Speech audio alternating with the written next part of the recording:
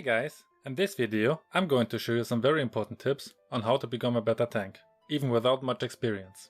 I think everyone should be able to play the tank role, especially when you're playing solo. As a good tank, you can turn many even matches into your favor. It's really not that difficult to be good, if you follow the simple tips.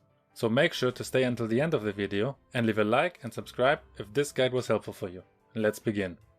Tip number 1. Provide vision.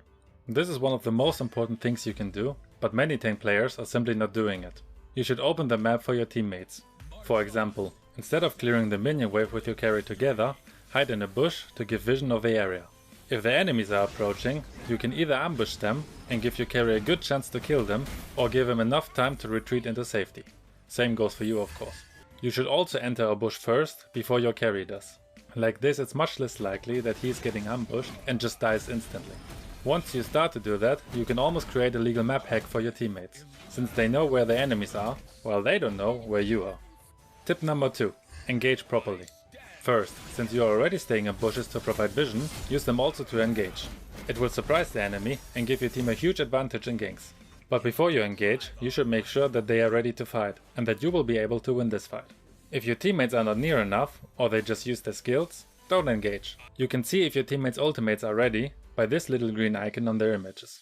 If they are not ready, you don't even need to think to engage. It's also never a good idea to jump into a 2 vs 5 fight. This should be obvious, but apparently it's not for some players. Your super flicker trick across half of the map is also not a proper engage. Your teammates will not be able to follow that fast, and before they arrive, you're already laying down in the dirt. Tip number 3. Pay attention to your surroundings. Another thing you should do before engaging, observe the map. If you can't see any enemies on it, they are maybe on the way to your lane. In this case, you should wait until you are sure where the enemies are, or back out so you are not risking to get ambushed while you're ambushing. Tip number 4. Be aware of what your teammates are capable of. This counts especially when you're playing with 4 random players. You should try to find out quickly how skilled your teammates are. In this game, our 1-1 was quite inexperienced, and she didn't know how to activate her ultimate regularly. By the way, I just released a guide for 1-1 last week, so if you also struggle to activate her ultimate, or want to learn how to play her in general, you should check it out. I've tried to explain it to her, but either she didn't speak English or chose to ignore my advice.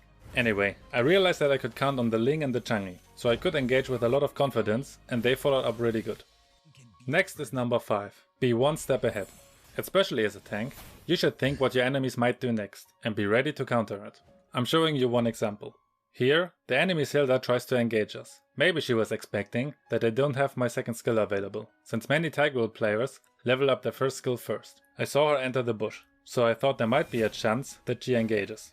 Notice how I'm already aiming my second skill before she even came out of the bush. As she tries to engage, I could quickly push her into our tower, and 1-1 could get the first blood. If you start to think like this, you can react much faster to situations and turn them into your favor.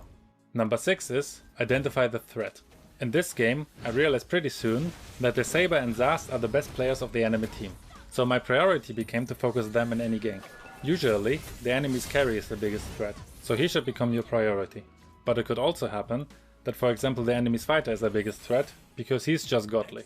You should find out who is your target and keep them away from your carry. Number 7. Learn when to commit and when not. Just because you're engaged and stun the enemy successfully, it doesn't mean you have to fully commit now.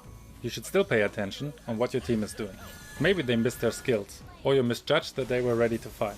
In this case, just back out and wait for your next chance. If you always fully commit, you will just end up dying and start feeding the enemy. Number 8. Ping your allies. When you want to engage, and you're not using voice chat or anything, you should ping your allies to attack, so they are aware of what you're going to do. After you ping them, don't engage directly. Count to 3 and then engage. When you're planning an ambush, ping your allies for support. If they are smart, they will understand what you're planning. If no one reacts to it, forget about it and move on. Also, when your allies ping you to retreat, do it.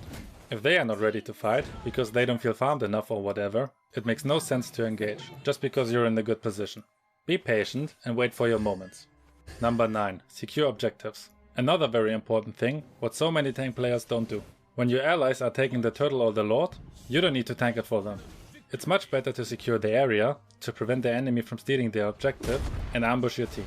Same goes when your teammate takes down a turret. Better stay in the bush to give vision to your teammate, so you're not getting ambushed while taking it down. And the last tip is, learn how to survive. As a tank, you don't need to die always. When your HP gets low, it's okay to retreat from the front line. I wouldn't run away completely, because when your carry is in big trouble, it's better to save him and give your life for him. The carry has to stay alive to farm enough so he can actually carry the gank. Sometimes you even get a second chance to engage and turn the gank into your favor. So don't just be a punching bag until you die. Make your life meaningful. I could end this video now on this beautiful quote, but since you stayed until here, I'm giving you 4 quick bonus tips only for you. If possible, let the carry get the kill. He will get more gold for the kill than just for the assist. If your team tower dives, tank it for them. While the tower attacks you, your team can kill the enemy who is hiding in it. If you miss, retreat. It makes no sense to fight when you just missed your skills. Retreat and wait for the next opportunity. And last, you should not use Flicker to escape. It has a 2 minutes cooldown and you might need it in that time to do an awesome engage.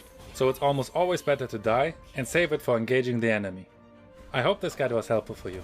Which tip was the most important in your opinion? Or do you have an additional tip you would like to share? Let me know in the comment section below. Thank you for watching and see you next time.